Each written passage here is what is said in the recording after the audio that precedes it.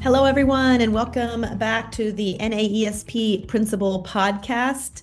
My name is Liz Garden. I am the proud principal of the Henry P. Clough Elementary School in Mendon, Massachusetts, and I have the lucky honor of being one of the co-fellows of the Center for Innovative Leadership for NAESP. And we love talking to principals who are out there doing innovative work. So I'm going to let my co-fellow introduce himself, and then he's going to introduce our special guest today. Awesome. Hi, everyone. Scott McLeod, professor of school leadership at the University of Colorado, Denver, and co-fellow for the Center for Innovative Leadership with Liz. We're very eager today to spend some time with Tim Boyle. Tim is the principal of Science Leadership Academy Middle School, or SLAMS, in Philadelphia, Pennsylvania. And in this episode, we're really going to try and unpack what some deeper learning can look like in a middle school environment. But Tim, before we dive in, let's start by having you introduce yourself a little further to our NAESP audience. Tell us a little bit about who you are, what you do, how you got to this point in your career, whatever else you want to share. Hey everybody, Tim Boyle, founding principal of Slams. How I got here beyond dumb luck is the school district of Philadelphia and Inquiry Schools, which is an offshoot of Science Leadership Academy, uh, original model, got together around 2015 and wanted to build a middle school feeder for an elementary school that didn't have a natural feeder program. And they thought that they could have a university school district partnership that involved inquiry-driven project-based learning that had gone on really well at the high school level with our original campus. And then at that point, we had started a second high school campus. So we are the third in line, and I have the honor of being the design leader of the school in 2015, 2016. And then I am in year 9 of being responsible for this place. I love it. And Tim, before that, your previous educational career? All right, I was a teacher in the school district of Philadelphia since 2007, primarily doing science education. And because I wrote my social security number incorrectly on my licensure exam, I did teach in the archdiocesan schools in 2006 and 2007 school year. But yeah, this is year 18 for me in the school district of Philadelphia. Awesome. That's an interesting fun fact that we don't hear that Mhm. often. I like that. Um, so you were introduced as, being the founding director of SLAMS. So tell us a little bit more about SLAMS. Like what's your community like? Who are the students and families that you serve? What are some of the key components of your learning model? And maybe just a little bit you started to tell, but just more about the origin story of your school. So we started with just fifth grade back in 2016. And we're a very unique situation where, like many schools across the country, we have a catchment. So if you live within certain boundaries, you automatically can enroll in the school at any time. A family recently moved from France, kids in the school, 3 days later. We have no admissions requirements around test scores or behavior or attendance or anything like that. Um, we have a feeder school, so everyone in that fourth grade, now that we're in the same building, should they choose to ascend the staircase, can go up to the second floor and continue on in the building as fifth grade. Most of our children do come from a blind citywide lottery. So listeners who are familiar with Philadelphia um, would know that we're a wildly diverse city with very racially and economically stratified neighborhoods. Um, and because of the citywide lottery component, we're one of the few schools in the city that actually looks like the city. Um, so we have over 25 zip codes represented in our school. We are neurodiverse, linguistically diverse, economically diverse, racially diverse, um, in ways that you really don't see anywhere near us geographically, like our side of Philadelphia. And I think pretty unusual for America as a whole. Um, And what our mission is to take an inquiry-driven, project-based learning model and make that accessible and make any kid who comes here successful in that style of learning. And that started with two magnet high schools, and in Philadelphia, that means like criteria based. So high schools that have an interview process, that have test score cutoffs, that have attendance cutoffs. This model has worked really well in that environment, and we're trying to do that same level of success with a much more diverse group of kids, and frankly, kids who've had a much more diverse set of experiences at school before they got to us, right? There's kids who are awesome at school and come to us. There's kids who've struggled who come to us. I remember when we opened on the first day, a grandfather said, "What's the name of this place?" So that's the level of information you need to get here. Is like if you're on campus, you don't even need to know the name, and you get to try inquiry-driven project-based learning. I've also had like women who are very clearly pregnant talking to me about where their kid's going to go to school in 10 years. So we have like a very planned population and a very serendipitous population, and we try and make it work for everybody, no matter where they came from or what their experiences in school were like before they got to us, which is a beautiful struggle. I love that phrase, a beautiful struggle, Tim. I'm a former middle school teacher, and I'm just trying to think about what project-based, inquiry-based learning looks like at that level. One of the things that SLAMS proudly publicizes is that you have sort of these essential questions that drive everything you do, right? And I'm just pulling off the website here. How do we learn? What can we create? What does it mean to lead? Tell us a little bit about how those shape the learning and teaching that happen at SLAMS. And then I got a follow-up question for you. So, stolen from the original campus, like no original thought required on my end.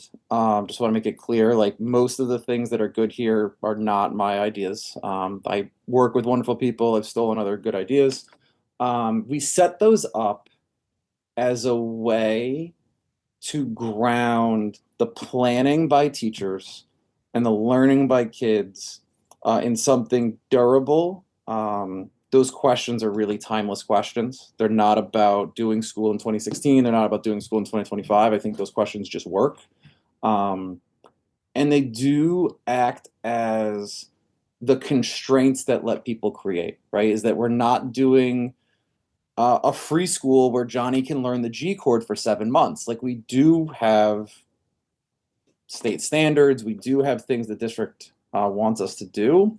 We believe kids learn best a certain way, and we think that starting with questions that the teachers pose and quickly pivoting to questions that the students can generate themselves, and then going through the process of doing research to answer those questions, collaborating with each other, presenting what they've figured out, and actually making something. Project-based learning can be as traditional as you wrote the 5-paragraph essay, and what you're producing is the 5-paragraph essay. We also had kids build ships, and we bought a pool, and you understood density if your ship didn't sink. So it can scale widely. But those questions keep the teachers focused on what the boundaries are, and they keep the kids having somewhat similar experiences no matter when they start with us, no matter what their background might have been before they arrived. Got it.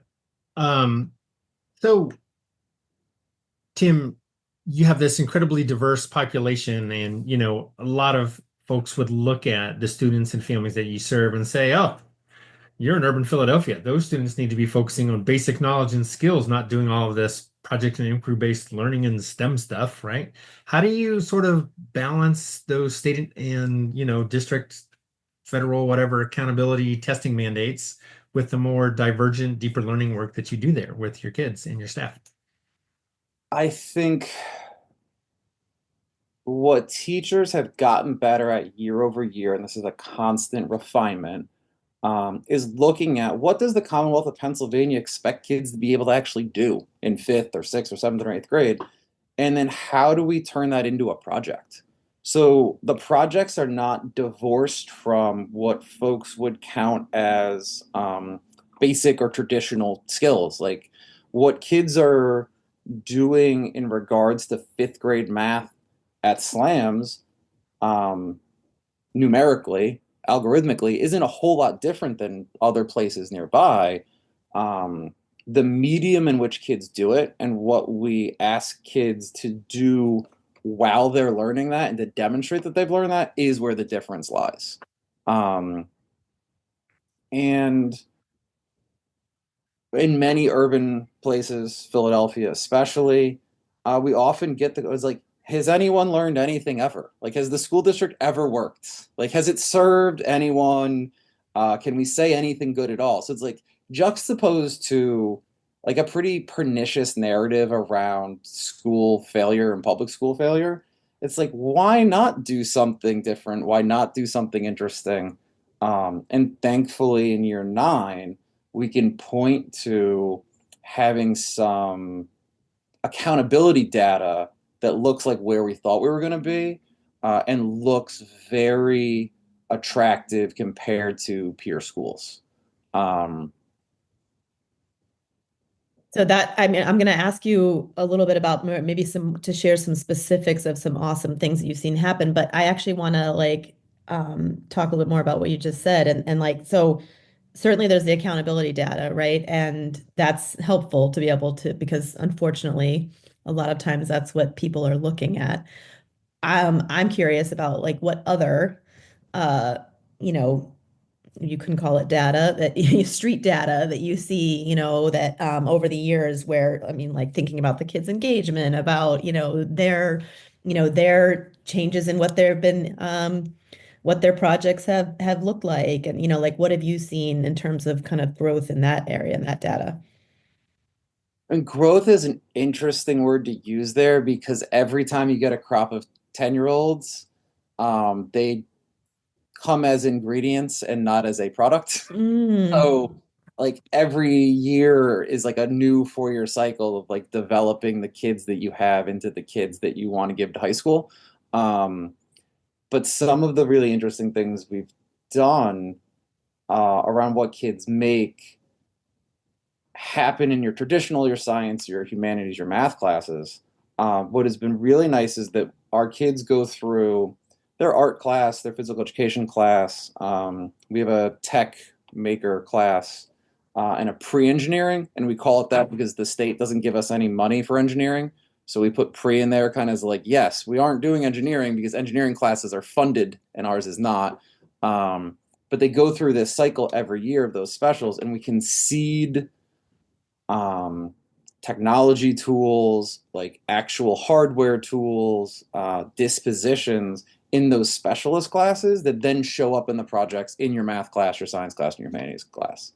So having a kid code something to show that they understand poetry, to have a kid build something to show that they understand a mathematical concept, are some of the more rewarding experiences where a kid takes something that is in a class that I think generally across time and space in America, kids have generally thought is not as important as what people think of as the core classes, and using that to really enrich their core class experience. Um, and that there's a level of personalization in how kids demonstrate their learning that changes as the times change, as teachers change, as kids change. That's always super rewarding of like how the kid can express themselves with tech, with prose, with numbers. Um, and that way we can tell people they didn't have a 1 out of 4 chance of understanding this and they got the right bubble. We know they understand the state standard because they made something that exists in the world that they can communicate to their peers and their family and other stakeholders. Um, yeah. So do you like you gave a couple examples, but like what's like some of the coolest things that you've seen your kids do over the years? I mean, I hate poetry. I think it's really cringe to listen to like 11-year-olds emote in verse. And 2 months ago, after school, we had a gymnasium filled with 90 kids who chose to read their poetry to their families and each other after school ended. Not an activity I would choose when I was in middle school. Um, Not an activity that like I particularly enjoy as like a human. Like if there was a TV show about like kids reading poetry, like I wouldn't put that TV show on. But the fact that kids were so proud to share poetry, which is such like a personal and emotional thing, not only with each other, but with their families. And that I had a full gym, and the gym was as packed as a basketball game. And I think it's really easy to get kids into sports, and it's a lot harder to get kids into humanities-based work. And the fact that I could, if I sold tickets, I'd make as much money off of like the last basketball game as that poetry night, was a big deal this year. In our pre-engineering class, our kids they fabricate a plaque, they put a QR code on it, and they do historical markers. So in Philadelphia, there's historical markers all over the place. We do like a slams version of that. And at the Philadelphia Museum of Art, if you walk by the right part of the museum, you can now see the kid who made the historical marker for the Philadelphia Museum of Art Slam 7th grade edition. And that our kids' stuff actually gets out of the building and posted at real places, so that it matters to the place and it matters to the kid, is very rewarding.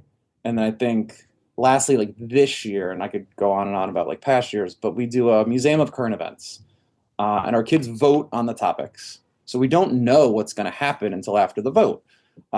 Like porch piracy, like people who steal packages that are left on porches, was in the running. It didn't end up being on the final. It didn't win the ballot, but like we're talking to teachers, is like, so are we really doing porch piracy? It's like if enough votes get it, then that's what they're going to do. But the kids set up an exhibition, and they make a podcast, or they make a trifold, or they do something, and 180 kids are doing this project at the same time. We take 8 of our classrooms and turn them into museum spaces. We had like 100 parents walk through and get to watch their kid talk about a current event that mattered to them. And it's interesting, is like, is everything a home run? Is everything polished? Does everything look nice?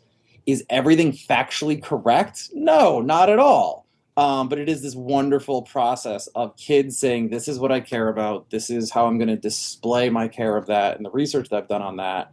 And families get to watch not only their kid be an expert on something that they care about, but they get to see what learning actually looks like at school. And we've had a lot, and this is like a complete tangent, so feel free to like cut this out on the final audio version. But like, homework is how we communicate the curriculum in most schools, which is a terrifying thing to say out loud, right? Like, imagine if what homework is what your school actually is. But that's what we send home. That's what families do around tables or computers or whatever. And we don't give homework because families don't send us with a list of things we have to do before we're allowed to send their kids back home to them. So I don't send kids home with a list of things that have to be completed before you send them back to school. I think it's a pretty good deal. But when we got rid of homework, people were like, well, what are you doing? And every kid isn't good about like turning on their Chromebook and showing Google Classroom and all of the, things that we've done over the course of the day. So having folks walk into classrooms and see like the physical and audio manifestations of the learning is very, very rewarding to watch happen.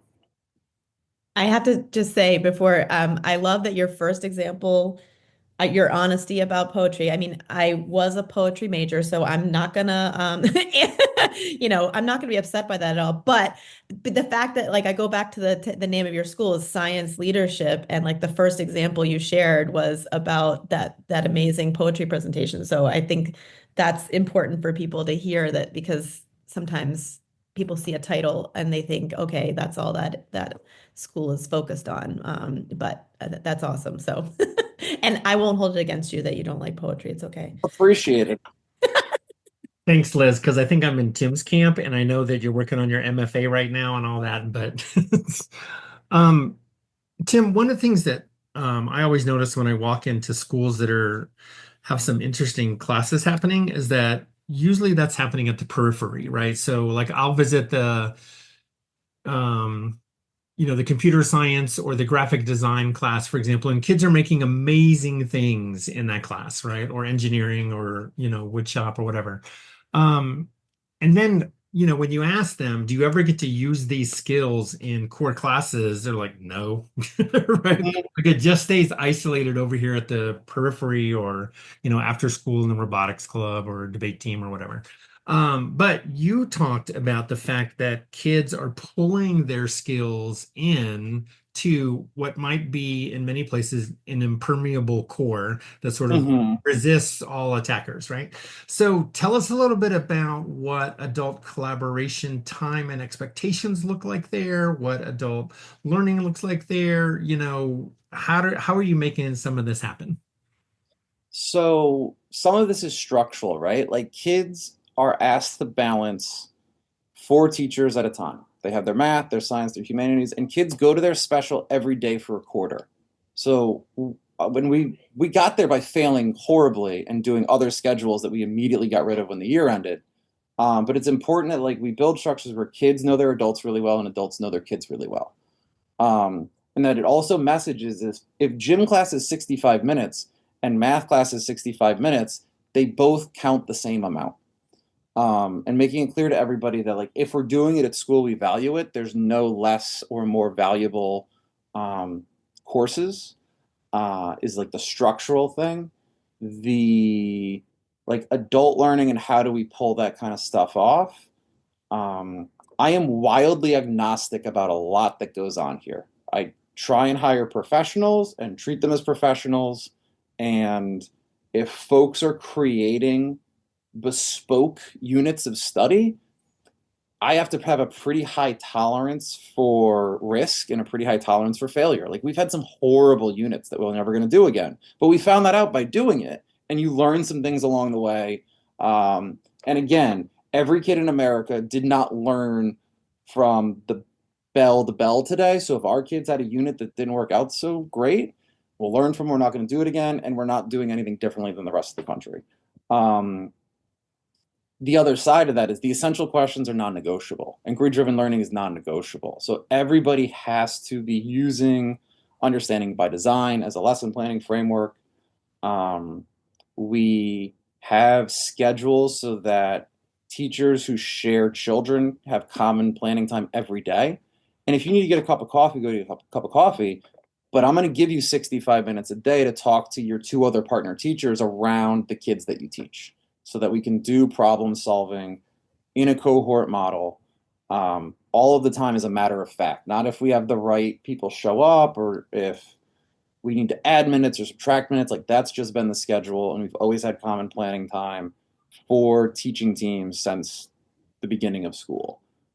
We also are lucky is that we shut down school at 2 o'clock on Wednesdays and bring in university and community partners, cultural workers that run mini courses. So our kids are rostered into squash and making clay and hearing from the health professionals at Drexel of how you can also get a job in the health profession. And we do professional development during that time. So about 25 weeks out of the year, I'm meeting with teachers for an hour.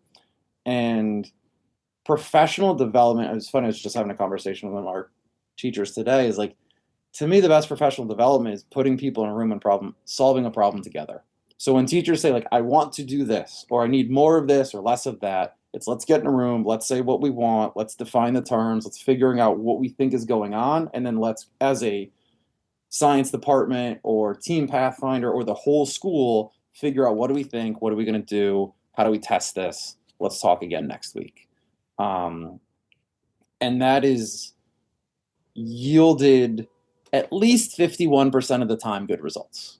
Is that like, yeah, there's always some faculty member on every faculty that will say like the just worst thing at the worst moment and everyone's frustrated is like, that idea is terrible. Like, that's terrible. Like, stop saying that idea.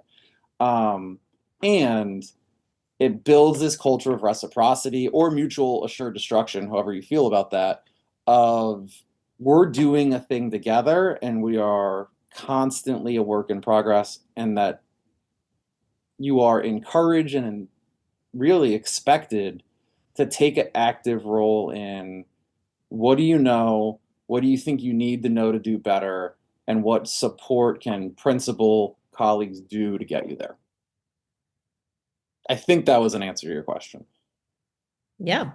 So, we have hopefully, a lot of other middle school principals listening to this and elementary as well. But, um, many of them are in a very traditional model. And we're talking, we're always talking about like how can we help leaders transform education. Clearly, that's what you're doing at your school. And that was how it, as you said, I mean, that's how it started. So, like from the get-go, even though you've done a lot of trial and error of things. And if people have been listening, they've definitely already gotten some advice from you. But like, what advice do you have for those leaders who are like, yes, this sounds like this is what we need, but where do I start? So there's like a Diana Laufenberg quote that like change management is quitting cigarettes, which I think is like a good starting place of like, yes, you want to change. The thing that you want to do is bad for you, and it's really hard to stop doing the thing that's bad for you. So like once you enter into that mindset, I think it's a good place to like, now what do we actually start doing? Um, I worked at a Catholic school my first year.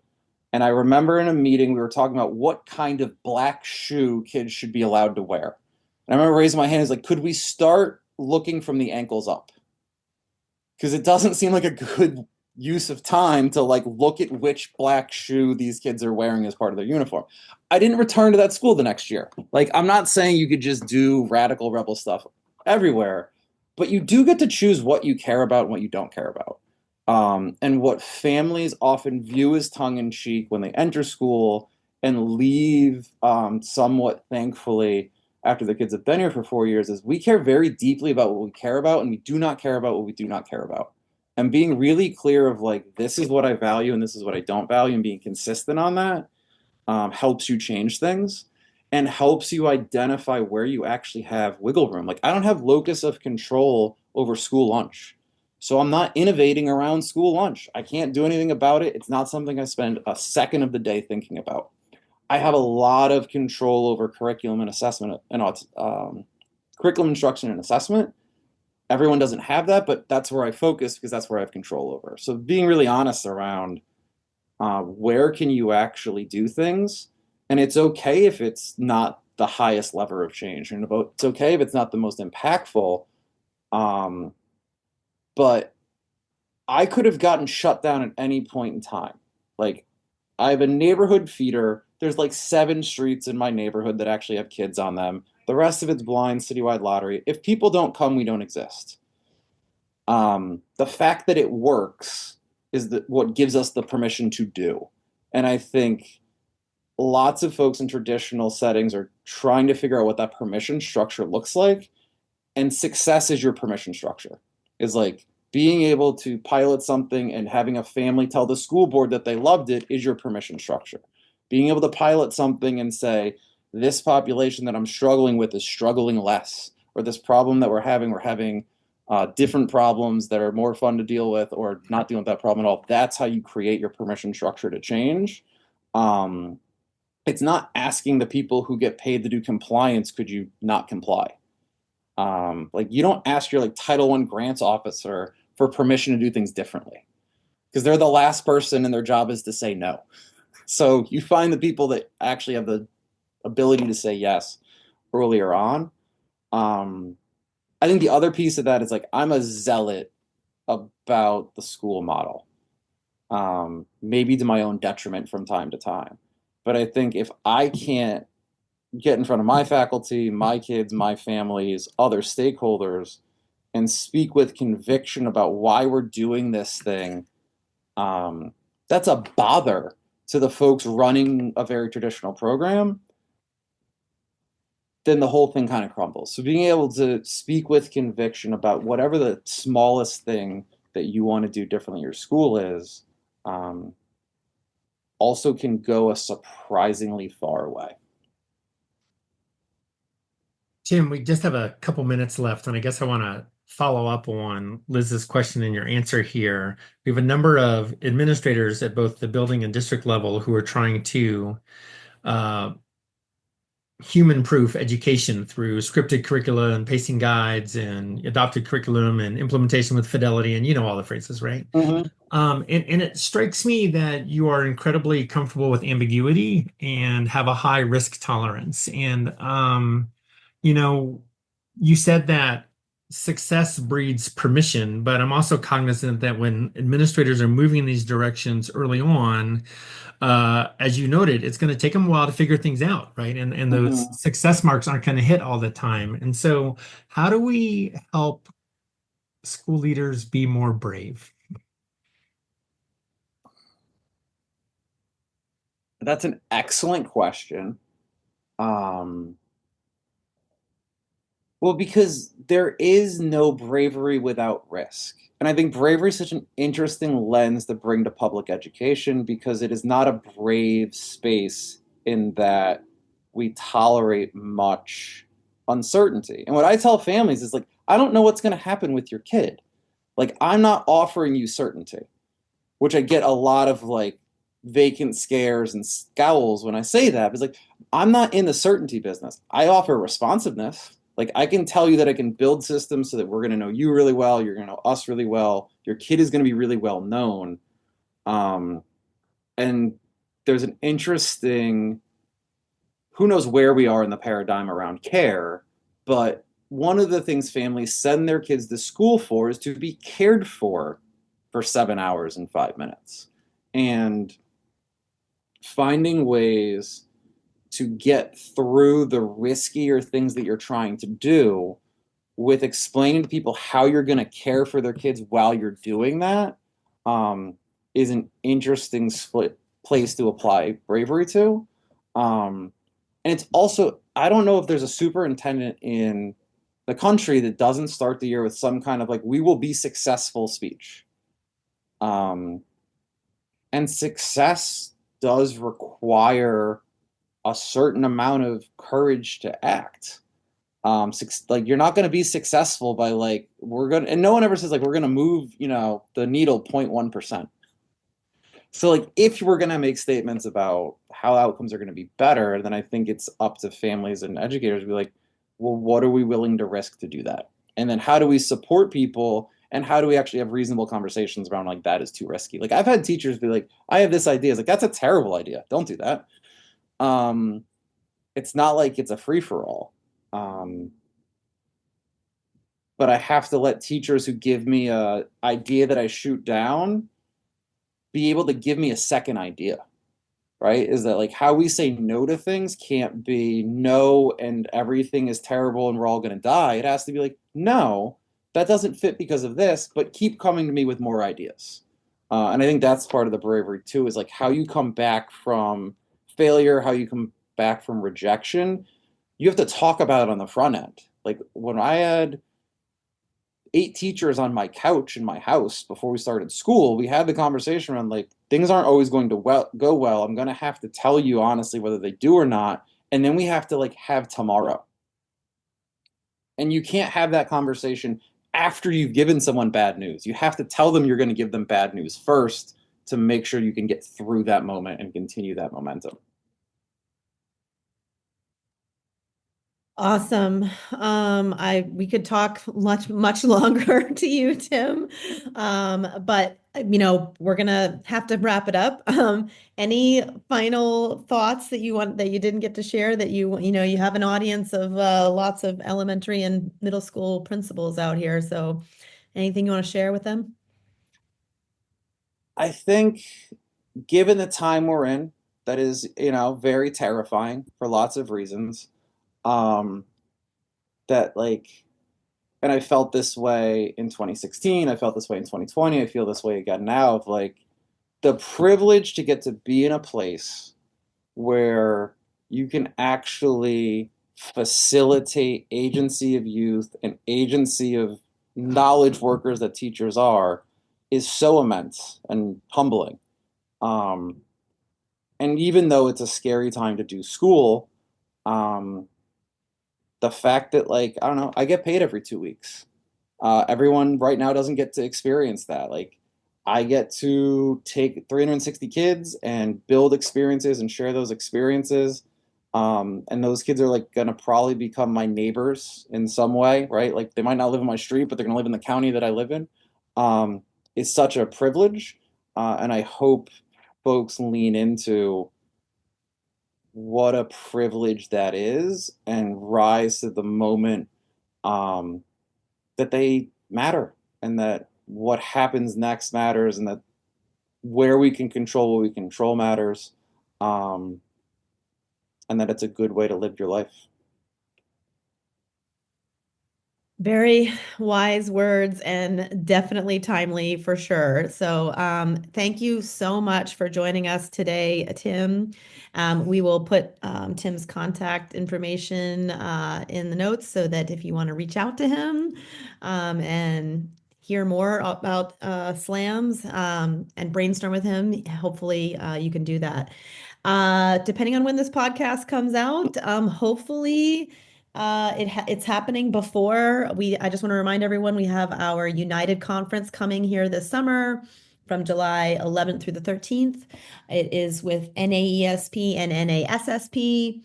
We will be in Seattle, Washington. Very exciting. Scott and I will both be there, and we are already planning hopefully some very uh, different ways to connect with people, because there's certainly lots of opportunities in sessions and in keynotes.